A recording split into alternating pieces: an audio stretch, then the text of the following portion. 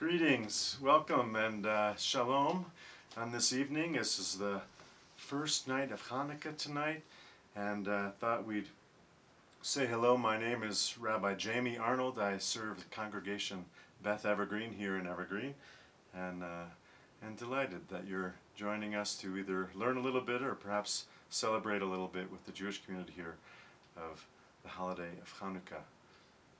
So many folks are aware of the holiday, this 8-day festival of lights, and maybe you're not so aware of the origins. In fact, the origin of this holiday may go all the way back to what we call the story of the Garden of Eden. In the Garden of Eden there was the first human beings were created. Adam, they were called, or Adam, which means human being. And Adam was born, according to tradition, in the fall, in the first part of the Jewish New Year. And he was born like a grown-up already. And he spent the first few months getting to know the animals and the plants and watching the sun and the moon and the stars, and was amazed at creation. It was beautiful and colorful and rich and varied. And he could do anything he wanted in the Garden of Eden. As he watched really closely, especially to the cycles of day and night and light and dark, he saw that the days were getting shorter and the nights were getting longer, that there was less time with sunshine and warmth, and it was getting colder as those nights got longer. And so Adam got worried, and he thought maybe he did something wrong. Maybe that's why the sun was going away, and maybe the sun would disappear completely and it would just be night all the time. I mean, there's the moon and the stars that help give us a little bit of light at night, but can you imagine living without any daylight, without any sun at all? Well, as what we call winter drew closer and the days got even shorter, Adam had an idea. See, at the last storm, he had seen a bolt of light come out of the sky, and we called it lightning, but Adam didn't know what it was. And one of the times when the lightning struck, it hit a tree, and the tree caught on fire. Now, fire was a new thing for Adam, but he thought it resembled a little bit of like what he thought the sun must be like a big ball of fire that made it warm, because that's what that little fire did. It made it warm, and it shed light. So he thought, no, well, maybe I could use the fire that came from the lightning strike and bring some sunlight to the earth, since it seems to be going away in the sky. And so Adam looked for that lightning strike, and sure enough, there was a branch that still had a little bit of flame and was smoking a little bit, and he took the branch of fire and he put it in the ground in the Garden of Eden, and he watched it burn on that first night, and the fire kept burning. But the next day, it didn't seem like the day was getting any longer. So he grabbed another stick, and he used the first stick, and he lit that one on fire and stuck another stick on the ground to have two sticks lighting, and to try to remind the sun maybe to come back and see if that would help the days get longer again, because didn't want the sun to go away.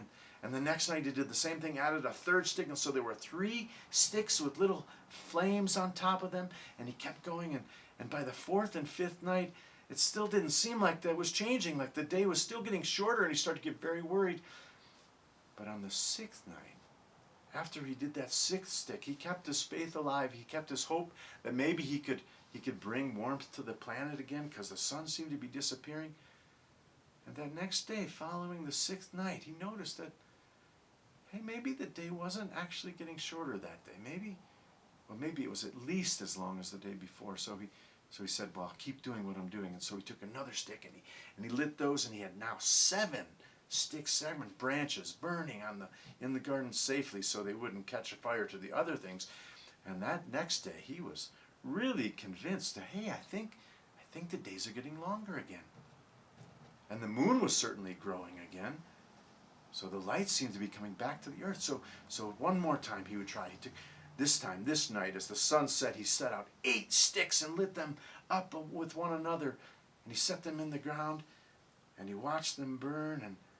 And when the sun rose the next morning, he was really hopeful. Maybe the sun will come back and the days will get longer again. And he kept careful track, and he watched the shadows, and he watched the light. And sure enough, he was pretty sure that that day was getting longer, and maybe the sun was going to keep coming back and lengthen those days, and those cold, dark nights would get shorter. That's a very early story. In fact, as our ancestors remembered and told that story, they thought, you know what, we should have a festival every year around the time of what we call the winter solstice, the time where the nights are the longest of the year. And maybe if we do what Adam did in the Garden of Eden, and we can help remind the sun to come back and bring longer days to our earth, to the planet, and to one another, and to all the animals. And so that's one explanation of the first Hanukkah that goes all the way back to the first human beings in the Garden of Eden. Maybe the other story that is told about the origins of Hanukkah is more familiar to you. It's a story about the Maccabees that lived about 2,000, a little bit plus years ago. And they and the Jewish community in the land of Israel had this beautiful temple, but it was taken over by what we call Syrian Greek army, and they used it to do worship of other gods that were foreign to the Israelites. But they worked hard and they fought hard to try to reclaim their temple, and when they finally did, they noticed that they did find an ancient menorah, a big giant version of this, only with 7 branches instead of the 8 plus the middle branch. And they found the menorah, the ancient menorah, which means a candelabra. But that candelabra didn't use candles, it used oil. And they needed a special oil, and it takes 7 days to make the special oil. They have to go get it right from the trees and press it, and it has to be the first press. And so they were worried because they only found 1 jar of oil, and that wouldn't last the whole 7 or 8 days until they could come and get new oil. But they figured, you know what, doesn't look like this is going to be enough oil, but we'll try it anyway. And so they lit the menorah with that 1 jar of oil, which was enough for one night, and just would hope for the best, maybe. And sure enough, the next night, as they went to rekindle and to see where the fire was at on the menorah in the temple, it was still glowing.